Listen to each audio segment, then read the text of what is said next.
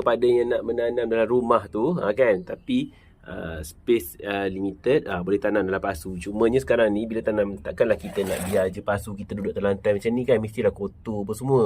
Jadi mestilah perlukan dia punya kaki ni. Okay, kaki ni penting tau. Sebab apa? Sebab kita nak bagi kat bawah ni, bila kita letak macam ni, so kat bawah ni dibersih, kita boleh bersihkan kalau ada apa-apa kan. Lagi satu, tak adalah lipan ke lipas ke bertenak kat bawah pasu tu kan. Kalau dia direct atas lantai macam ni, memang habis lah. Mesti ada lipan ke apa ke, cacing dah keluar. Kalau letak macam ni, so bawah ni kita boleh dah bersihkan.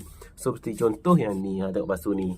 Pasu ni, so ada kaki, nampak tak? Kat bawah tu bolehlah kita bersihkan, nak sapu-sapu ke apa ke. Jadi kaki ni memang sangat penting lah, kaki pasu ni. Jadi kalau siapa yang nak dapatkan kaki pasu ni, boleh dapatkan beg kuning kat bawah. Okay, dia memang besar tau. Ni semua saiz pasu besar, nampak tak tangan? Lagi besar. So memang khas untuk yang besar ni. Ni bahagian bawah. Lagi satu, dia punya structure dia memang kukuh sangat lah. Tengok ni, dia punya ni tebal kan. Nampak tak? Memang sangat kukuh. Lepas tu bila dah letak atas lantai macam ni, boleh je nak tarik macam ni. So tak ada masalah kalau tarik pun. Okay, so cepat dapatkan ni.